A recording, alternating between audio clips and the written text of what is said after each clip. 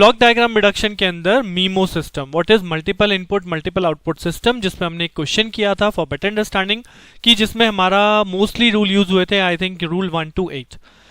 In this lecture again मैंने जैसा कि लास्ट लेक्चर में बोला था, हम एक और न्यूमेरिकल प्रॉब्लम करेंगे based on the multiple input multiple output system, so that जो हमने लास्ट टाइम जो इसका मीमो का कॉन्सेप्ट समझा है, वो मीमो का कॉन्सेप्ट और ज़्यादा बेटर वे में आप अंडरस्टैंड कर पाएँ और बहुत अच्छे से आप इसका क्वेश्चन अटेम्प्ट कर पाएँ। कोई भी क्वेश्चन आए आपको छोड़ना नहीं है, आप लीव नहीं करेंगे। ओके, तो चलिए स्टार्ट करते हैं block diagram algebra with MIMO system. So in MIMO system now I have considered this question, let us take this example, और यहाँ पे आपको क्लियरली मेंशन है क्वेश्चन के अंदर, U's block reduction technique obtain the transfer function cs upon rs, cs upon xs, cs upon ys, and the last one is also find out the total output. What is the total output? So this is my given system, जिसके अंदर again अगर आप देखेंगे तो they are multiple inputs, एक यहाँ पे input xs है, एक इनपुट rs है और एक इनपुट y of s है, और हमें हर बार तीनों के रेस्पेक्ट में आपको आउटपुट बाय इनपुट का रेशियो कैलकुलेट करना है। For example if you are calculating cs upon rs, तो उस केस में क्या चीज जीरो होगी, क्या बताया था मैंने, जी हाँ, बाकी जितने इनपुट आपके सिस्टम में है वो सब हो जाएंगे जीरो। दैट मीन जब मैं cs upon rs कैलकुलेट करूंगा उस केस में मेरा x भी जीरो और y भी जीरो। अगर हम c by x कैलकुलेट करेंगे सो इन दैट केस r और y दोनों जीरो होंगे, राइट। तो चलिए स्टार्ट करते हैं। सबसे पहले मैंने कंसिडर किया है c upon r, तो अगर c upon r मुझे चाहिए, यानी कि इनपुट मेरे पास केवल r of s है, तो ये हमारा गिवन डायग्राम है, गिवन सिस्टम है। इस सिस्टम में अगर मुझे rs को रखना है, इस ys को भी जीरो करना है और xs को भी जीरो करना है, तो क्या होगा, तो अगर आप ys को जीरो करते हैं तो ये ब्रांच खत्म हो गई, क्या इस x3 का कोई मतलब है क्या, नहीं रह गया, यानी ये ब्रांच आपकी खत्म हो जाएगी यहां से। ये ब्रांच खत्म होने का मतलब है क्या इस समिंग पॉइंट का कोई मतलब है, जी नहीं, इस समिंग पॉइंट का कोई मतलब नहीं है, यानी कि this h1 is directly connected to h2, this h1 is directly connected to h2, means these two are in series। Similarly क्योंकि एक्सेस भी हमने जीरो करना है, तो इसके जीरो होने का मतलब ये z4 लाइन भी यहां से खत्म हो जाएगी, इसका कोई मतलब नहीं है, और इसके बाद ही आपका ये समिंग पॉइंट भी यहां से खत्म हो जाएगा, this is directly connected to this g3, right.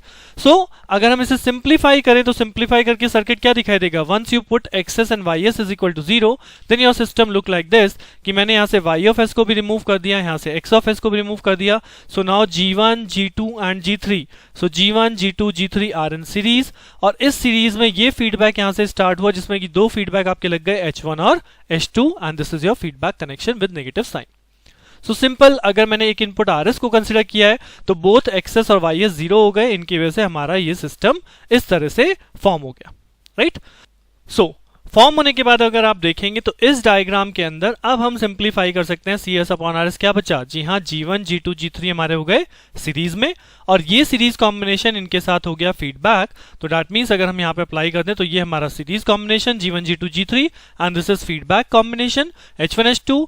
Now this is a negative feedback, तो what is our formula, g of s divided by 1 plus gs into h of s, जहां पे g कौन है, g है ये g1 g2 g3, और h कौन है, h इज h1 h2। तो just put this value in your formula and you will get the result cs upon rs, right. तो ये हमारा पहला केस है जब हमने rs को केवल रखा है इनपुट के तौर पे, और y और x को हमने क्या किया है, y और x को हमने किया है zero. Now consider the second case, similar pattern.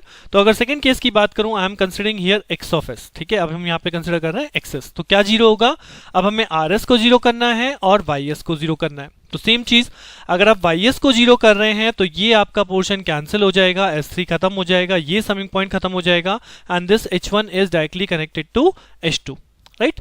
अब सेम चीज यहाँ पे rs को आपने जीरो करना है, rs को जीरो करने का मतलब है ये समिंग पॉइंट भी यहां से खत्म हो जाएगा, and this h2 is directly connected to this g1, right. But see this, हमने लास्ट टाइम भी किया था, यहाँ पे नेगेटिव इनपुट है, over here this is negative input, तो ये जो नेगेटिव है ये नेगेटिव कहां चला जाएगा, ये नेगेटिव चला जाएगा इस h2 के साथ, राइट। यानी कि अगर मैं इसका डायग्राम ड्रॉ करता हूं तो डायग्राम कैसा दिखाई देगा, वो डायग्राम कुछ ऐसा दिखाई देने वाला है। यहाँ पे एक्सेस में मैंने कोई चेंज नहीं किया है, मैंने यहाँ से इनपुट में rs को रिमूव कर दिया, और ये जो माइनस साइन था जो h2 लाइन का आ रहा था ये बन गया यहाँ पे माइनस ऑफ h2। सिमिलरली ये समिंग पॉइंट आपका रिमूव हो गया, and this h1 is directly connected to h2, तो h1 is directly connected to h2।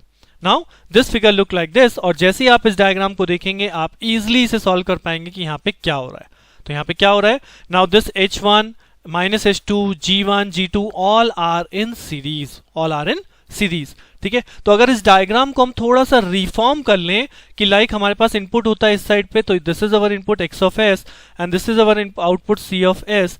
तो इस x ऑफ s से अगर हम यहाँ पे एक लगाएं, इनपुट डायग्राम को ड्रॉ करें, तो ये G4 आ रहा है, G4 के बाद यहाँ पे एक समिंग आ रहा है लाइक दिस समिंग, और ये समिंग से आउटपुट की तरफ जा रहा है G3 and this G3 is connected to your output c of s। Right, now इस C ऑफ S से ये वैल्यू चलेगी जो कि हमारे पास क्या बन जाएगा, G1 G2 H1 H2। तो ये यहाँ पे हो जाएगा G1 G2 H1 H2 with negative sign, और ये नेगेटिव साइन हमारा ये यहाँ पे कहाँ आ रहा है, इस समिंग पॉइंट पे आ रहा है, जिसमें कि आपका ये समिंग पॉइंट हमने यहाँ पे लगाया था। तो अब अगर इस डायग्राम को इस फॉर्म में आप कन्वर्ट कर लोगे तो आपको सिंपली दिखाई देगा कि now this the feedback loop जिसको मैं सॉल्व कर सकता हूं, और ये फीडबैक लूप इस G4 के साथ जाके मल्टीप्लाई हो जाएगा। राइट, सो नेक्स्ट अगर हम इसे ड्रॉ करें तो दिस इज द डायग्राम जो मैंने भी आपको दिखाया, इस तरह से डायग्राम हम बना सकते हैं, रिफॉर्म कर सकते हैं। Then this is the feedback loop जिसमें है positive feedback, see this is positive feedback, so we have to apply the formula G upon 1 minus GSHS, right, because this time is a positive feedback. तो इस फॉर्मूले को apply करेंगे तब ये result आपको मिलेगा G अपॉन 1 माइनस GSHS से। उसके बाद G4 के साथ आपका मल्टीप्लाई हो रहा है, तो G4 अपनी जगह पे है, then we get the complete answer C upon x is equal to this transfer function G3 upon G4, G3 into G4 divide by 1 plus G1 G2 G3 H1 H2। मैंने answers के लिए पहले ही बताया, फिर आपको बोल रहा हूं केवल कैलकुलेशन को यहां ये मत सोचिएगा कि हो जाएगा, just do it the calculation by your self, क्योंकि अगर आप यहीं पे कैलकुलेशन प्रैक्टिस कर लेंगे with the video itself, with in the video itself, तो फिर आपको आगे पेपर टाइम में भी कोई जरूरत नहीं पड़ेगी कि आप कैलकुलेशन करो। पेपर टाइम पे या जब भी आपको रिवीजन करना हो, आप केवल इसे सुनेंगे, वापस से वीडियो देखेंगे, आपको पूरा कॉन्सेप्ट रिवाइज हो जाएगा, हाँ ठीक है इसको यहाँ से मूव करना है, ऐसे ऐसे सॉल्व हो जाएगा। लेकिन ब्लॉक डायग्राम की सबसे बड़ी प्रॉब्लम यही है कि इसको हम सॉल्व नहीं करते हैं, स्टेप बाय स्टेप ड्रॉ नहीं करते हैं, और बस इसे समझने की कोशिश करते हैं, तो हमें बहुत टिपिकल दिखता है। बट अगर आप स्टेप बाय स्टेप ड्रॉ करेंगे तो आपको बहुत इजी लगने वाला है। राइट, तो चलिए अभी तक हमने दो केस कर लिए हैं, एक बार जब हमने RS को जीरो किया, एक बार हमने XS को जीरो किया। Now the third case when we have to consider Y of S, यानी मुझे इनपुट कंसीडर करना है Y ऑफ S, तो मैं यहाँ पे Y ऑफ S को कंसीडर करूंगा और ये दोनों इनपुट करने वाला हूं मैं 0। तो जैसे ही मैं ये दोनों इनपुट 0 करूंगा, RS को 0 करेंगे, same case this H2 will be combined with G1, और ये जो माइनस साइन था ये माइनस साइन यहाँ पे H2 के साथ आ जाएगा। राइट, जब आप एक्सेस को 0 करेंगे तो ये एक तरह से यहां से खत्म हो जाएगा, ये समिंग पॉइंट खत्म हो जाएगा। तो अल्टीमेटली जो डायग्राम बचा हो केवल ये बचेगा, Y ऑफ S यहां से इनपुट समिंग पॉइंट पे आ रहा है, और ये पूरा minus H2 G1 G2 and then G3 up to G3, ये चारों के चारों आपके कैसे दिखाई देंगे, सीरीज में। राइट, तो अगर हम इसको ड्रॉ करें फॉर द डायग्राम तो ये आपको कुछ ऐसा दिखाई देने वाला है। ये देखिए यहां से RS खत्म हो गया, तो this minus H2 directly connected to G1, तो डायरेक्टली कनेक्टेड टू G1, और ये यहां से G4 खत्म हो चुका, तो ये समिंग पॉइंट खत्म हो चुका, G2 is directly connected to G3। Right, this is H1, this is Y of S, H3 के साथ बाकी सब कुछ एज इट इज लगा हुआ है। राइट, अब इसे फिर से मैंने जैसे अभी आपको लास्ट टाइम बताया, लास्ट केस में जैसे हमने किया, डायग्राम को रीड्रॉन कर लीजिए starting from the input towards output. तो अगर हम डायग्राम को रीड्रॉ करें, start with the Y of S, तो Y ऑफ S से आप स्टार्ट करेंगे। Y ऑफ S में सबसे पहले क्या लगा हुआ है, S3। राइट, ये S3 आपका गया समिंग पॉइंट पे, suppose this summing point is number 1। Right, तो ये नंबर 1 समिंग पॉइंट हो गया। अब इस समिंग पॉइंट से आगे की तरफ जो जा रहा है वो सारा क्या है, minus H2 G1 G2 G3, यानी अगर मैं इसको आगे की तरफ एक मल्टीप्लाई करके ब्लॉक में सबकी वैल्यू लिख दूं कि G1 G2 G3 and H2 with negative sign, तो दैट्स नो प्रॉब्लम, बिकॉज ये चारों के चारों सीरीज में है, और ये फाइनली जाके आपको क्या क्रिएट कर रहा है, फाइनली जाके C ऑफ S को क्रिएट कर रहा है। यहां तक पहुंच गए हम। अब इसी C ऑफ S से एक लाइन चल रही है जो कि अल्टीमेटली कहां आ रही है, समिंग पॉइंट नंबर 1 पे। तो इस CS से एक लाइन चली जो कि आपकी कहां पे आ रही है, H1 इसमें गेन है, और ये आपका आ रहा है समिंग पॉइंट 1 पे विद पॉजिटिव फीडबैक। तो सी, जैसे ही मैंने इसे रिफॉर्म किया, नेटवर्क को जैसे ही आपने रिफॉर्म किया, बहुत सिंप्लीफाइड मोड में आपको दिखाने लग गया कि अब आगे आपको क्या स्टेप अप्लाई करना है। तो this is the simplest form कि आप इनपुट से स्टार्ट करो, इनपुट आपका एक साइड होना चाहिए, आउटपुट आपका दूसरी साइड होना चाहिए, और इस ड्यूरेशन में आपका इस पॉइंट पे यहाँ पे आप डायग्राम को कंस्ट्रक्ट कर रहे हैं। तो मैंने इस फॉर्म में कन्वर्ट कर दिया इसे। सो अब अगर हम देखेंगे तो now we can solve this feedback loop. ठीक है, तो देखिए मैंने इसके बाद यहाँ शो कर रखा है, this is the feedback loop जो हमारा बन चुका है। राइट, अब इस फीडबैक लूप को आप सॉल्व कर सकते हैं। Now again remember, take care of this positive sign. This is again positive feedback. This is again positive feedback. यहाँ बहुत गलती होने के चांसेस होते हैं. हम जनरली हमेशा नेगेटिव फीडबैक वाला फॉर्मूला लगाते थे g/1+gh, but be careful with your sign on the summing point. Summing point के साइन बहुत जरूरी हैं, इसलिए मैं यहाँ पे हमेशा बोलता हूँ कि आप जब भी ब्लॉक डायग्राम रिडक्शन का क्वेश्चन कर रहे हैं, केयरफुली आपको सारे साइन वहां पे अटैच करने हैं. इवन हर एक स्टेप के बाद चेक कीजिए अपने प्रीवियस स्टेप से कि जो आपने डायग्राम बनाया उसमें आपने कहीं कोई गड़बड़ तो नहीं कर दी, गलती तो नहीं कर दी, कहीं साइन तो गलत नहीं लगा दिया. बिकॉज अगर आपने कहीं पे भी कुछ भी गलती कर दी तो आपको लास्ट में आंसर करेक्ट नहीं दे सकता. राइट, उस केस में आप पूरे नंबर गवा दोगे, जबकि आप मतलब पूरे नंबर गवाने से सेंस है कि पूरे नंबर नहीं कटते, स्टेप बाय स्टेप मार्किंग हो जाती है. बट जहां पे आप फुल मार्क्स गेन कर सकते हो वहां पे आप लूज मतलब अपने मार्क्स को लूज कर देंगे. This is the way. चलिए, सो फिलहाल अभी यहाँ पे पॉजिटिव फीडबैक अब आप लोग सॉल्व कर सकते हैं, तो पॉजिटिव फीडबैक सॉल्व कर लीजिए. पॉजिटिव फीडबैक सॉल्व करके you will get this result. क्या होगा? -g1 g2 g3 h2 divided by 1. Positive feedback है तो minus, then -g1 g2 g3 h2 multiply by h1. Right, तो ये माइनस माइनस क्या हो जाएगा? प्लस. तो यहाँ पे देखिए ये हो रखा है g1 g2 g3 h2 divided by 1 plus g1 g2 g3 h1 h2. और फाइनली ये ब्लॉक इसके साथ सीरीज में है, तो finally we got the formula c/y is equal to what.